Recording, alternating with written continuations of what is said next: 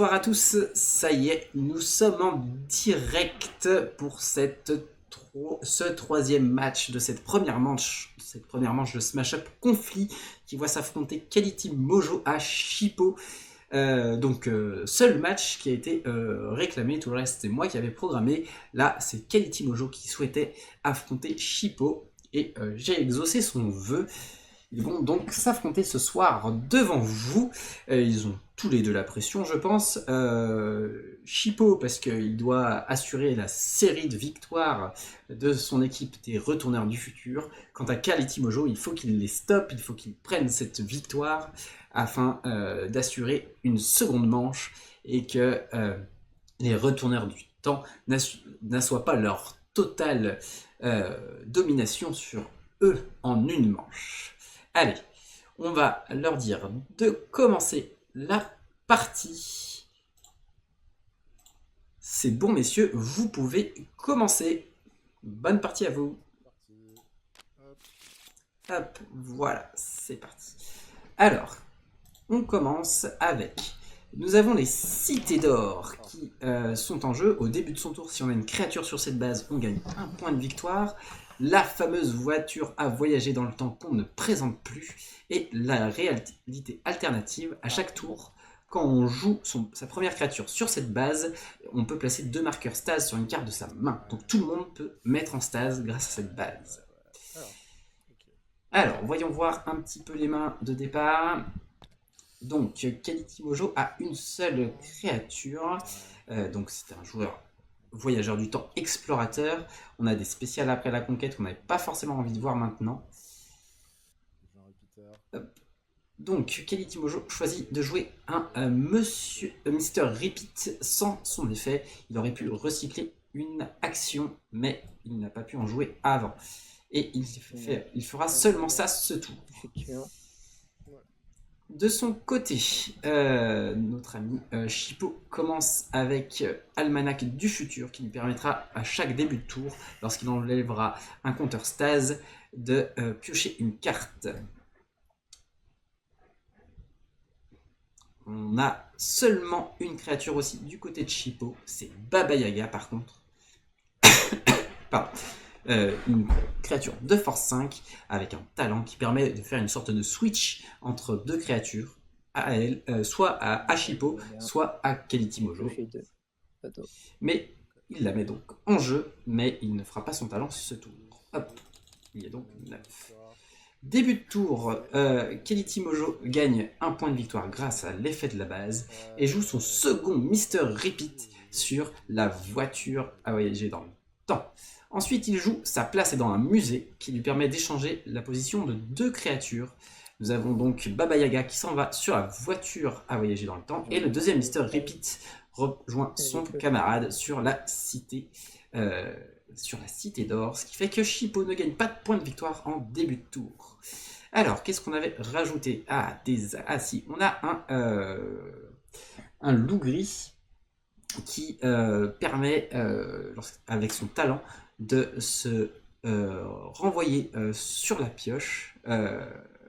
Et en échange, on peut jouer une créature supplémentaire depuis notre main et il gagne un marqueur +1. Un switch avec la main, en quelque sorte. Et ça renforce la créature qui est jouée via ce talent. Le loup gris est donc joué sur les cités d'or. Il essaye quand même de se positionner pour engranger quelques points de victoire. L'être d'un autre temps. Et donc l'être d'un autre temps est joué. Eh bien, les voyageurs les retourneurs du futur ont vu à chaque partie. Donc c'est une carte qui se met en stase. On va chercher une autre carte dans la pioche et on va la mettre sous l'être d'un autre temps afin de la jouer plus tard lorsqu'il n'y aura plus de jetons stase sur la lettre. Et il a choisi Alex McGliss, la créature de force 5. Hop, je vais zoomer un peu sur le terrain pour voir l'état. Est-ce que je peux avoir un peu les mains aussi ici de Quality Mojo qui va prendre son tour. Troisième compteur sur la cabine à voyager dans le temps. On gagne un point de victoire grâce aux cités d'or. S'il y pense. Donc, il va gagner un deuxième point de victoire. Hop, je vais lui annoncer avant qu'il oublie.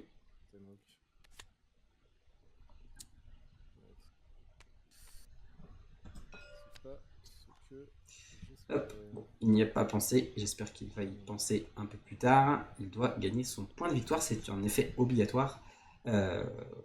Donc il est censé être à 2. Voilà, ça y est, il y a pensé.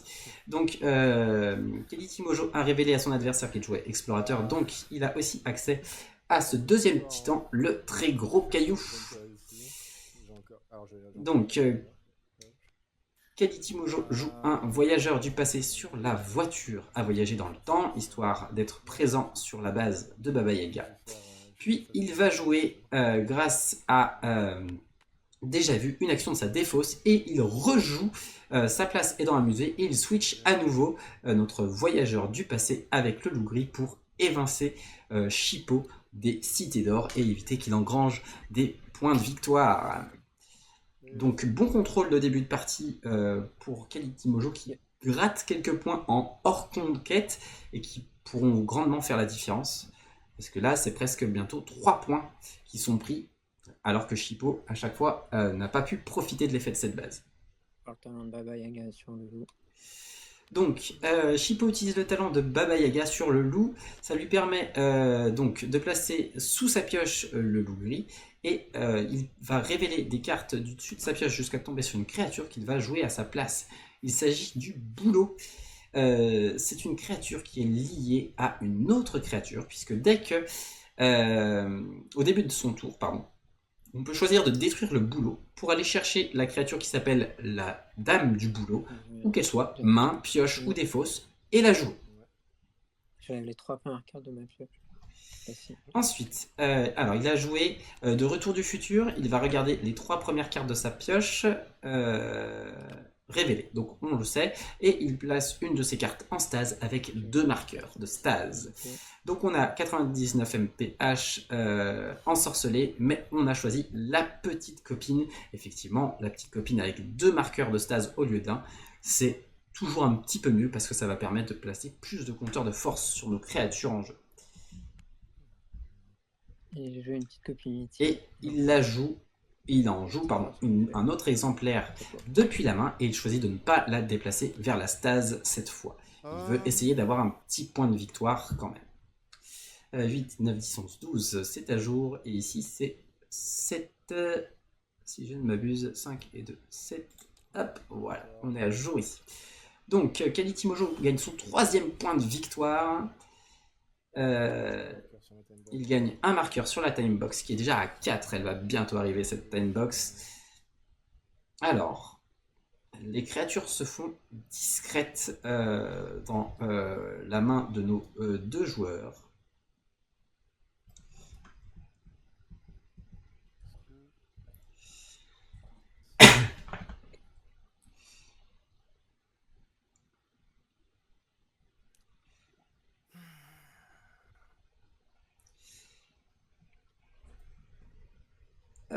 Je me permets de regarder le nom d'une carte en français. Voilà, c'est Retour du futur, qui s'appelle Do It Over en anglais, parce que les traductions ne sont pas faites sur les titres des cartes sur le mode TTS. Mais du coup, on a Retour du futur qui permet de reprendre en main une créature et de la rejouer tout de suite. Alors ici, l'intérêt, ce serait de pouvoir par exemple reprendre un Mister Repeat, de le rejouer ici pour récupérer. Ah, il récupérerait, il rejouerait pas une action.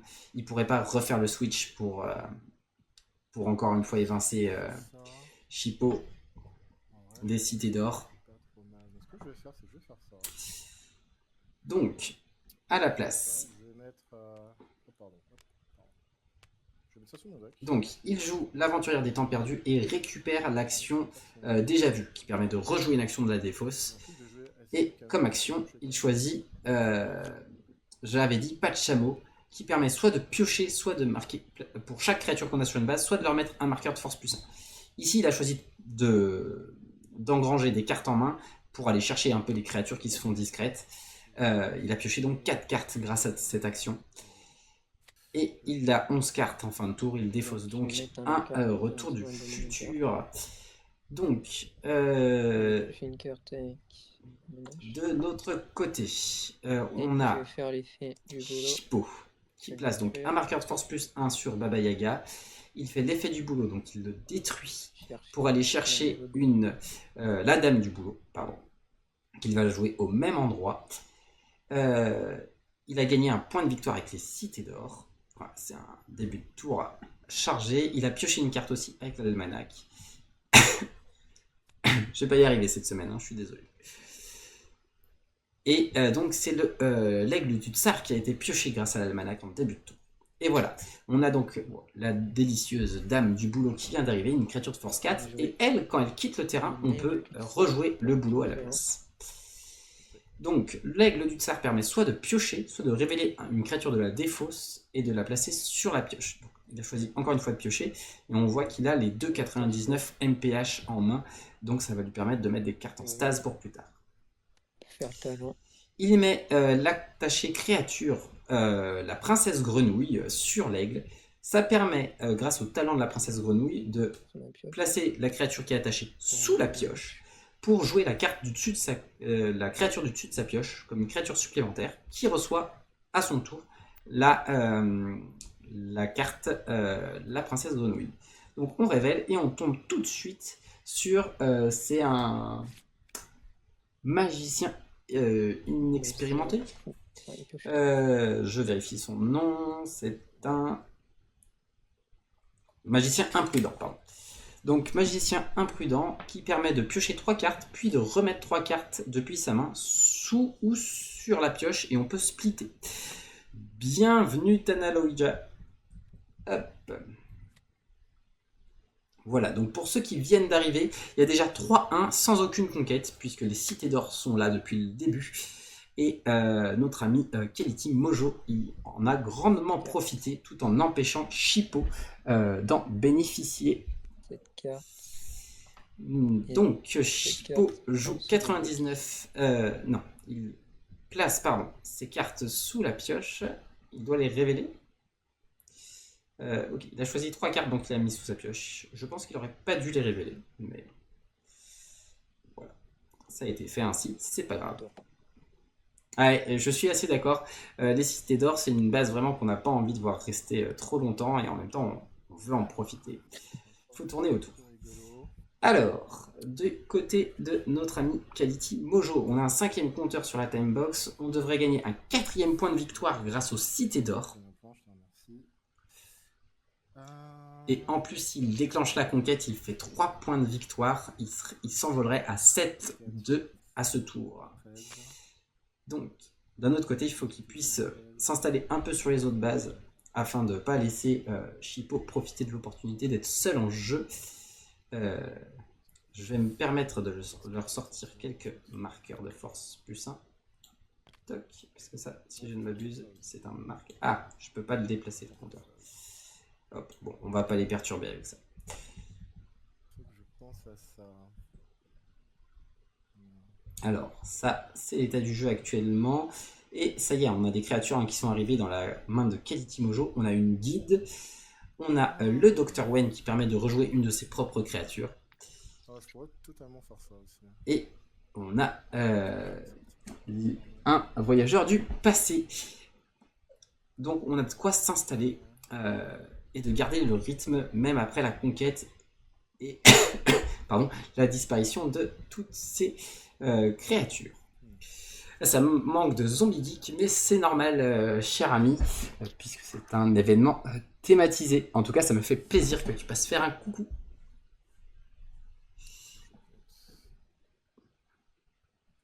Alors, ça réfléchit, ça calcule.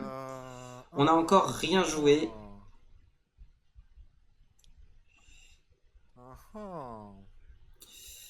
Je pense que Keliti Mojo tient un truc. Il est en grande réflexion là sur son tour. Je pense que le plan c'est de faire ça. La question, c'est dans le chat, n'hésitez pas à me dire au niveau du son s'il y a des ajustements à faire. Normalement, on doit les entendre pas très fort. Je trouvais qu'hier c'était trop fort et que du coup en termes de voix on s'entendait pas bien.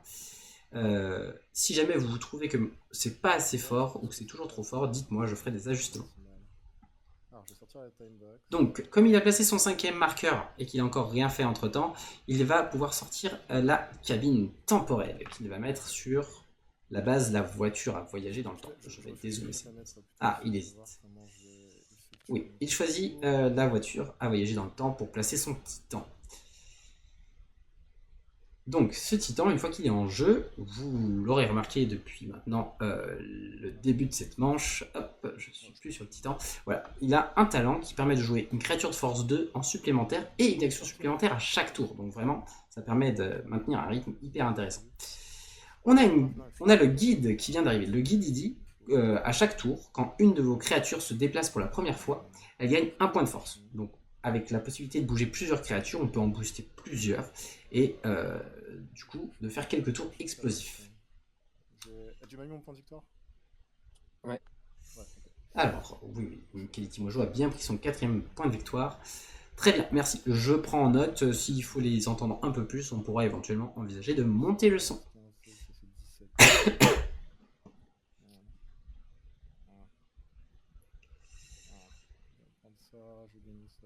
Alors, donc on a joué une créature, il nous reste donc pour Quality Mojo son action du tour, plus une action supplémentaire avec la cabine, et plus éventuellement une créature de force 2, et on a bien une créature de force 2 dans la main, donc on pourra en profiter.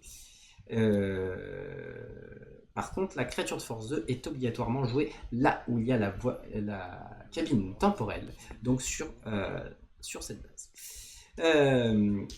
Kelly Mojo hésite à utiliser, je crois, l'effet de présent alternatif qui dit que lorsqu'on joue sa première créature sur cette base, on peut placer en stase une carte de sa main.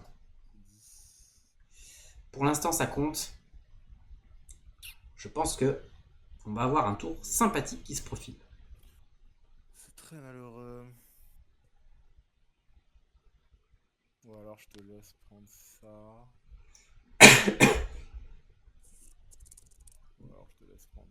Il pèse le pour et le contre actuellement pour savoir s'il doit laisser son adversaire prendre la voiture à voyager dans le temps. Ah, il réfléchit à où il place cette cabine.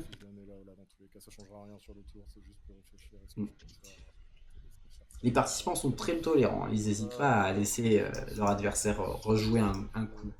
Ils sont beaucoup dans le calcul,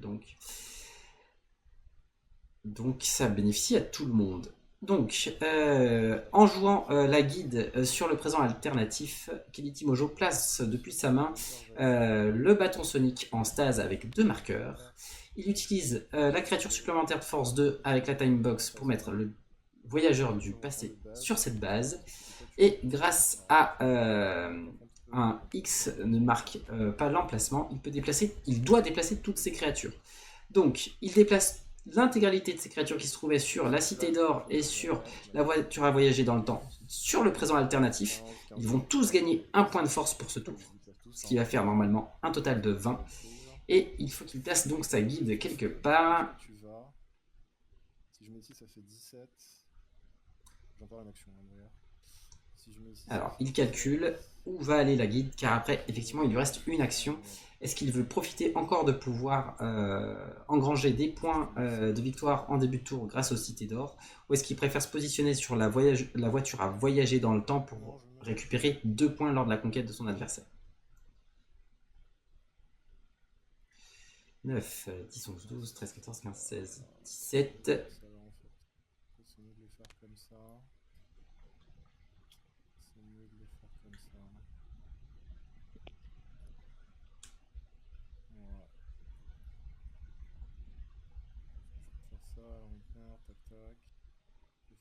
Ok, donc Kelly Mojo redessine un petit peu son tour.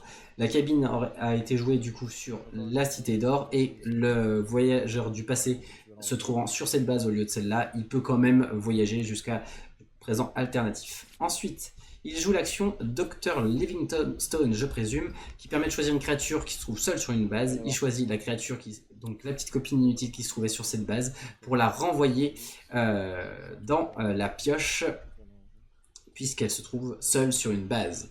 Il déclenche donc la conquête sur le présent alternatif et utilise l'après-conquête trou de verre pour remélanger toutes les créatures qui s'y trouvaient dans sa pioche. Donc il recycle toutes ces créatures. Il a évincé Shippo de la Cité d'Or pour pas qu'il engrange des points de victoire. Et il marque 4 points grâce à présent alternatif. Il s'envole avec un score de 8 à 1 pour le moment. Hop. Alors, est-ce que notre ami choisit de jouer un autre après-conquête, puisque il a Cité perdue dans la main. Il choisit de ne pas le faire. Et donc la base qui arrive en jeu, c'est le navet géant, je n'ai plus son véritable nom en français, qui est une base qui a 30 de résistance, mais qui perd 1 point de résistance pour chaque créature qui se trouve sur cette base. Donc plus on y joue de créatures, moins il y a d'efforts à faire. Et on a des gros points à récupérer sur cette base, puisqu'on peut gagner 5 ou 3 points de victoire. On va gronder Shippo. Là, c'était téléphoné comme tour. Ah, et bah écoutez, il faudra faire un débrief dans votre salon de team à la fin de la partie, messieurs.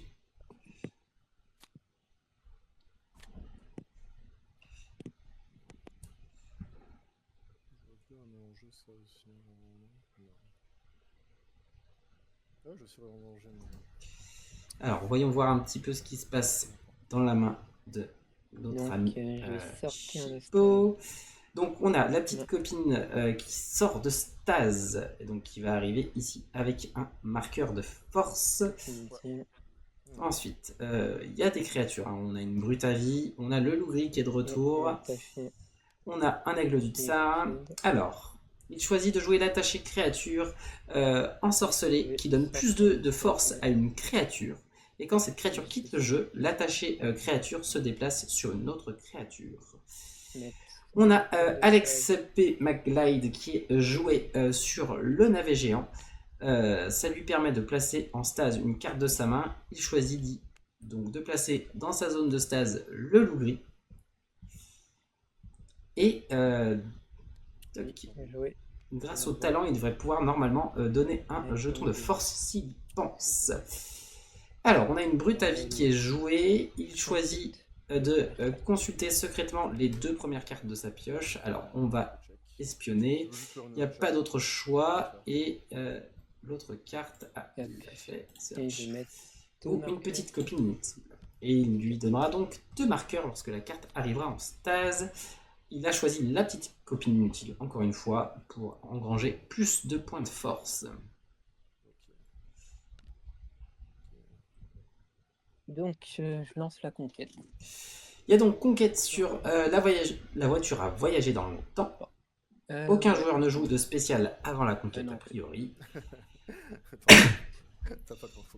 Donc, ce sera 3 points de victoire pour Shippo, 2 pour Kelty Mojo. Pas d'après-conquête. Après conquête, Shippo ne joue rien. Je mets 2 marqueurs de stase. Il va bénéficier tout de même donc de la récompense de la voiture qui lui permet de placer sa Baba Yaga en stase avec 2 marqueurs.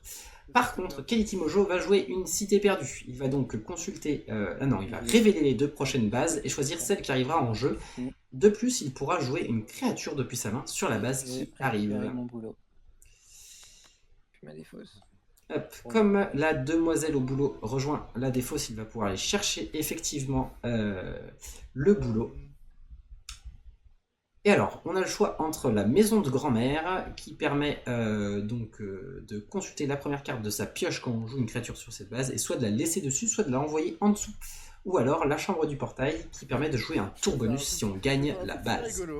Je vais faire un truc très rigolo. Ah, ça a l'air de plaire à Kelty Mojo. Je vais faire la maison de la grand-mère. Donc il choisit de mettre la maison de la grand-mère en jeu à la place de la voiture. Je dirais, je sais pas, en fait, ça n'a pas d'importance. Non, je dirais toi, et je vais en faire un deuxième. Je vais faire un deuxième cité perdue. Et il choisit de jouer le deuxième cité perdue. Dans les règles. Et donc il va encore pouvoir remplacer l'une de ces 2 bases et il aura 2 créatures sur la base qui remplace la voiture à voyager dans le temps. Donc cette fois il a le choix, donc soit avec la maison de grand-mère qui doit prendre la place normalement, Ou alors pareil, je n'ai plus le nom de cette base en français, j'ai pas encore assez pratiqué cette extension. Mais c'est pas une base qui lui plaît. Il va rester sur la maison de grand-mère. Alors du coup, Allez, on va mettre en état le jeu. Hop, voilà. Sur cette base. Voilà. Donc, on a la maison de grand-mère avec potentiellement 2 créatures qui vont arriver. Donc, on aura une voyageuse des temps perdus. Il va faire l'effet de la base, puisqu'il a joué une créature sur cette base, il va pouvoir regarder la première carte de sa pioche. Est-ce qu'on a le temps de la regarder? Ouais. Soit il la laisse dessus, soit il l'envoie en dessous. Donc, c'est une pilleuse de tombes qui peut être jouée lorsqu'une base arrive en jeu, comme une créature supplémentaire. Donc, il joue le Dr. Wen. Il reprend donc sa voyageur du temps perdu pour la rejouer. Et il la joue cette fois sur des cités d'or. Je te laisse piocher tes cartes. Par contre, il n'a pas refait l'effet de maison de grand-mère. J'ai pas vu où il avait mis la piqueuse de tombe, s'il l'avait mis en dessus ou en dessous, mais c'est un effet obligatoire. Je peux regarder.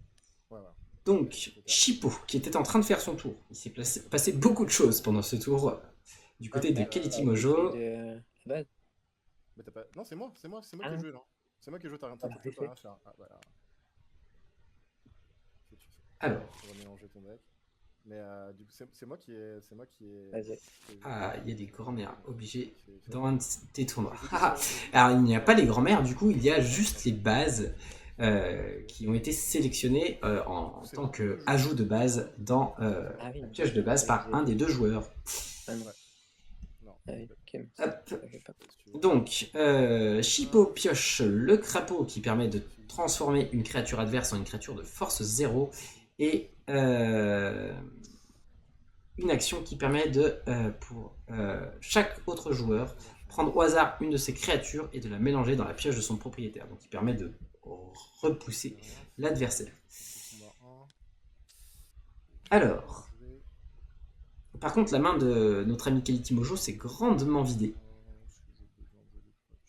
J'espère pour lui qu'il trouvera un moyen de récupérer des cartes.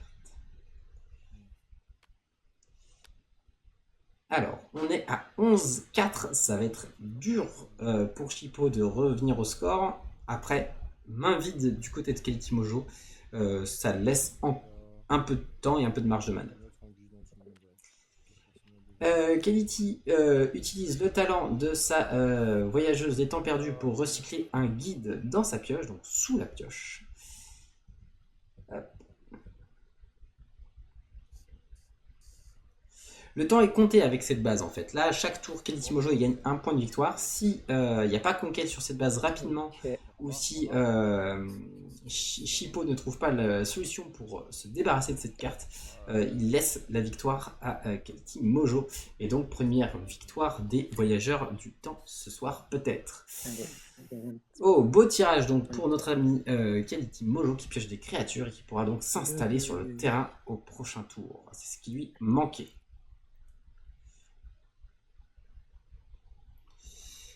Tout à fait, c'était dans les choix, ça aurait pu être sélectionné, ça n'a pas été sélectionné en tant que faction alliée des grands-mères. Mais oui, j'adore cette faction, c'est un fait.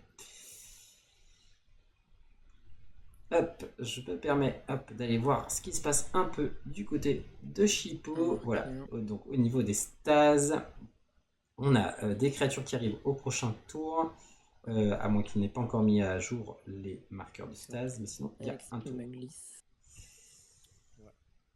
Placer sur la pioche, action supplémentaire, tsar, placer de la stase.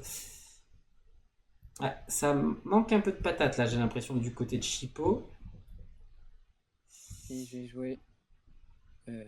Donc on a l'action attachée ensorcelée qui a migré sur Alex, donc qui a force 7 et qui a gagné un marqueur grâce à la petite copine inutile qui se trouvait en stase. C'est mignon sur cette base et remélangez-le dans la pioche.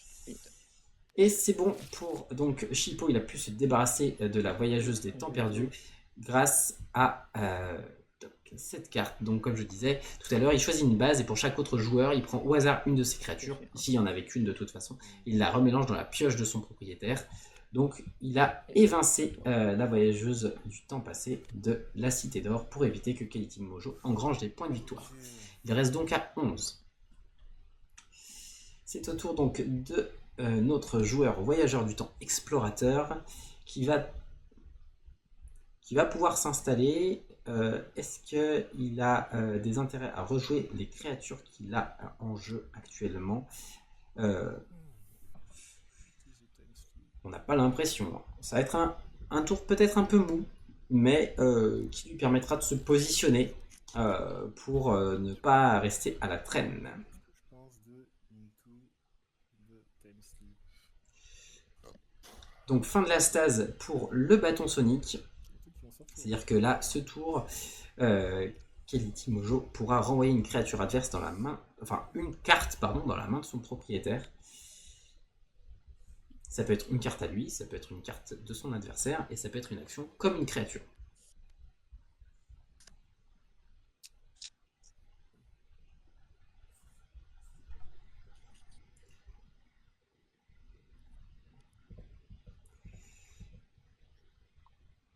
Alors, qu'est-ce qu'il nous concocte, l'ami Keliti Mojo? Avec toujours la présence de la cabine temporelle en jeu, C'est ça? il va pouvoir prendre des créatures supplémentaires. Elle a un, elle. Non, mais elle a eu 2 marqueurs en fait. Donc elle a deux. C'est quoi? Pourquoi il y a deux trucs? Ah, c'est Ah marqué. oui, oui, oui, oui, Ah, ça, oui, c'est oui, les d'accord, marqueurs. d'accord, d'accord. Oui, oui, d'accord, d'accord, ok. Ouais. D'où l'importance de bien utiliser les marqueurs de force. Il y avait quiproquo. Ici, le compteur qui indique 2 sur Bayaga, ce sont des compteurs de force qui ont été conservés quand elle a été envoyée en stase depuis le jeu grâce à la voiture à voyager dans le temps qu'on avait ici. Voilà, tout à l'heure.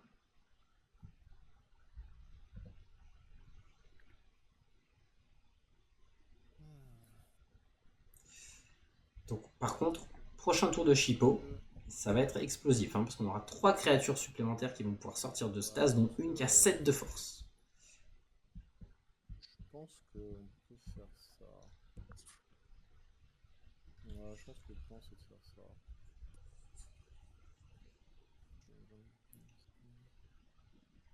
Il n'y a pas beaucoup de cartes, hein, je crois, pour éliminer définitivement, on va dire, les créatures de la part des contes russes retourneurs du futur. Il y avait la carte qui vient d'être jouée, mais sinon, là, il peut transformer les créatures adverses avec Baba Yaga, mais ça les remplace, il les enlève pas définitivement, donc ça laisse des créatures à l'adversaire. Si Keliti vient sur le navet, il peut essayer de récupérer 3 points de victoire, et il lui manquera un petit point sur la cité d'or pour remporter cette partie.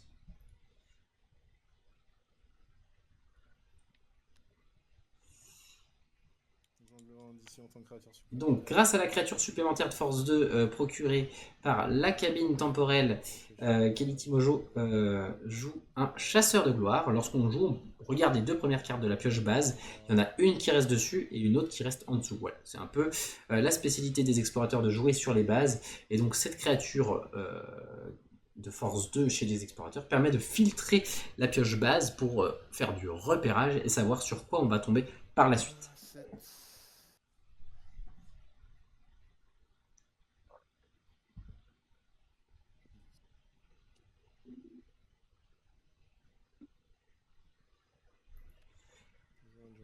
Donc il joue sa créature gratuite du tour qui est un voyageur du passé à changement d'avis.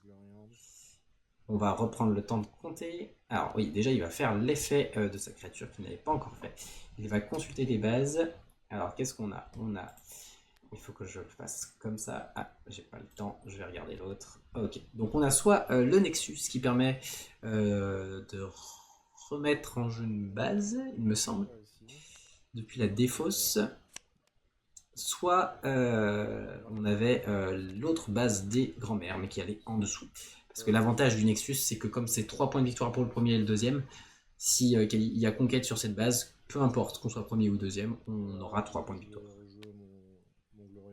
Finalement, donc, il joue bien son voyageur du passé sur le navet, et grâce à Retour du futur, il reprend en main le Dr. Wen qui se trouvait sur la maison de grand-mère, et il le rejoue immédiatement, et donc il le joue sur sur le navet. Il fait l'effet de Dr. Wen sur le chasseur de gloire, ce qui lui permet de regarder à nouveau les deux bases du dessus de la pioche. Alors j'ai pas vu celle qu'il a envoyée en dessous, mais il maintient le Nexus au-dessus de la pioche. Il utilise le bâton sonique pour renvoyer le boulot dans la main de son adversaire, et il termine son tour en piochant 2 cartes. Et il récupère d'ailleurs une carte qui peut être jouée en spécial avant la conquête pour déplacer une créature, même s'il peut la jouer comme une action standard. Donc, Shippo gagne un point de victoire grâce aux cités d'or en début de tour, puisqu'il a une créature sur cette base.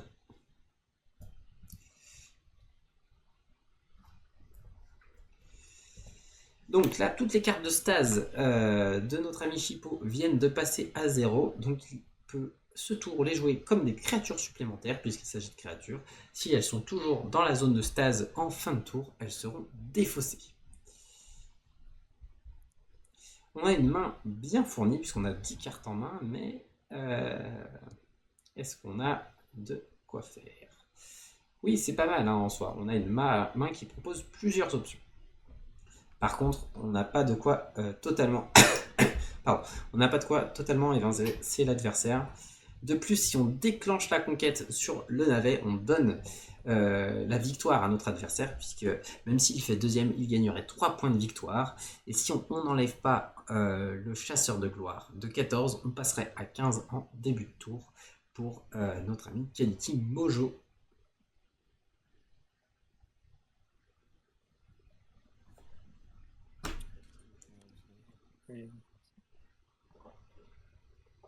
Donc, je vais mettre 1+1.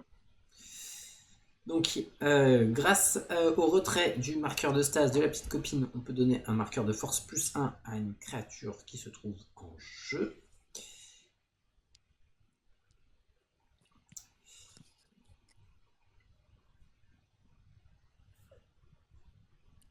Je vais mettre 1+1 sur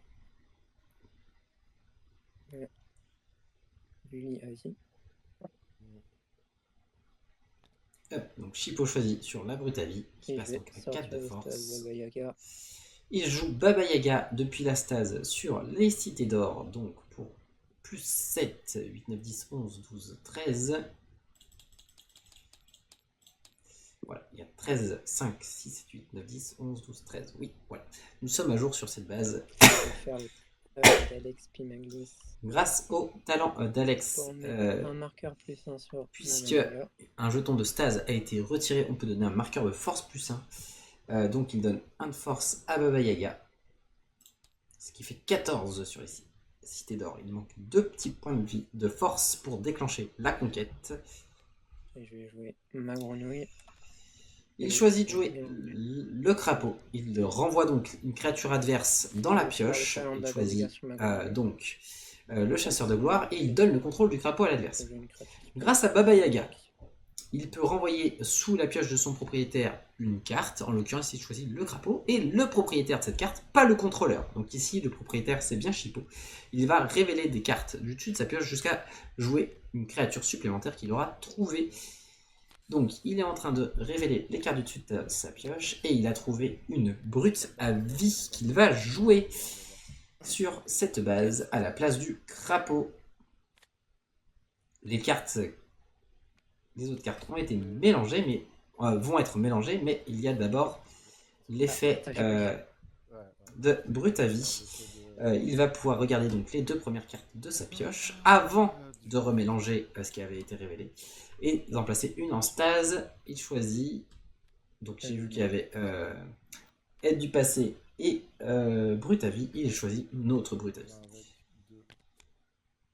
Donc 2 compteurs de stase sur cette brute à vie, et du coup voyons voir un petit peu où on en est. 5, 6, 7, 8, 9, 10, 11, 12, 13, 14, 15. Ouais. Il y a 15 de force si je ne me trompe pas. Hop là. Alors, on est à combien? 8 et 6, 14, 15. Ouais, super. On est à jour, je me suis pas trompé, il y a bien 15. Pardon, il a bien 15 de force sur les cités d'or. Si on peut rajouter un petit point de force, on déclenche la conquête sans Quality Mojo.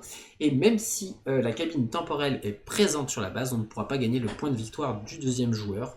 Car pour gagner des points de victoire, il faut avoir soit une créature, peu importe sa force, soit une carte qui nous donne une valeur de force pour pouvoir bénéficier des points de victoire. Et hélas, pour la cabine temporelle, elle ne procure aucun bonus de force et n'est pas une créature. Donc elle ne permet pas de remporter des points de victoire. C'est l'occasion pour Shippo d'engranger des points de victoire et de resserrer le score. Donc là, ça calcule parce que du coup, on a encore 2 créatures supplémentaires ici. Le loup gris et la petite copine inutile. On a fait les talents des créatures en jeu. Alors, donc, donc, il joue le loup gris et la petite copine sur le navet. Donc, ensuite, le talent du loup, il va le replacer sur sa pioche, jouer une créature supplémentaire de sa main et donner un marqueur de force à la créature. Donc là, son but, c'est de faire une double conquête, je pense, afin de pouvoir déjà engranger 5 points de victoire ici pour remonter au score. Et en plus, s'il fait les cités d'or, il recolle totalement au score avant que Quality Mojo gagne la partie.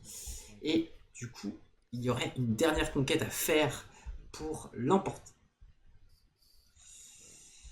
Alors, là, il y a beaucoup d'informations. Ils sont en train de recompter la force présente sur la base, sachant que... Je lance la conquête de cette base. Ça y est, donc Shippo finit son tour là-dessus. Ah, donc, il n'a pas fait la conquête de cette base. Eh bien, il espère pouvoir engranger un dernier point de victoire en début de tour, j'imagine, afin de bénéficier ensuite de la victoire grâce à la conquête de la base au tour d'après. Non, je n'ai pas d'avant-conquête. Donc, pas d'avant-conquête pour Shippo sur le navet.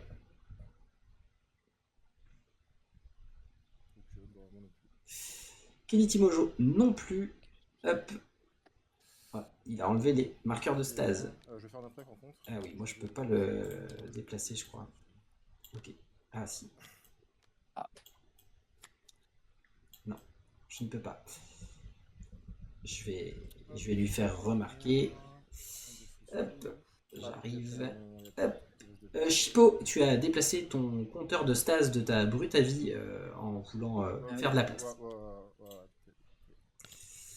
Je te laisse déplacer ça. Hop, voilà. Donc, on range toutes les créatures qui se trouvaient sur cette base. Et effectivement, l'action attachée créature ensorcelée doit être déplacée sur une autre créature. Ah si, voilà, c'est comme ça qu'il comptait faire la conquête de cette base. Hélas, pour Shippo, Quality Mojo a pu jouer, et vous appelez ça de l'archéologie, en spécial après la conquête pour déplacer son Dr. Wen sur les cités d'or. Et en plus, grâce à l'effet de la pilleuse de tombe, il peut la jouer sur la base qui vient d'arriver en jeu, le Nexus. Et hélas, pour Shippo, qui déclenche la conquête de cette base, puisqu'une conquête, quand on peut la faire, elle est obligatoire. Shippo gagne 3 points de victoire qui le fait remonter à 14 au score, mais comme Quality Mojo est présent sur la base, il gagne le 15e point de victoire et offre donc la première victoire de ce smash-up conflit aux voyageurs du temps. La partie continue. Après, je pense que tu perdais. Hop. Et voilà, et ben merci d'être venu voir cette partie qui a penché dans le camp des voyageurs du temps pour cette fois et qui annonce donc une deuxième manche à cet événement Smash Up Conflit. Et bien je vous dis à très bientôt, on se retrouve samedi à 21h pour le dernier match de la première manche qui verra s'affronter Erekos contre Tsunaz. À très bientôt et keep smashing. Je vous invite aussi à nous rejoindre sur Facebook, sur Smash Up France, pour nous partager vos expériences, vos événements, tout ce que vous voulez, poser vos questions. Je vous invite aussi à rejoindre le Discord de Smash Up France. Les réponses y sont très rapides si vous avez des questions, et vous allez aussi pouvoir trouver d'autres joueurs pour jouer en ligne ou faire des rencontres. Portez-vous bien, à très bientôt dans une nouvelle vidéo, et bien sûr, keep smashing.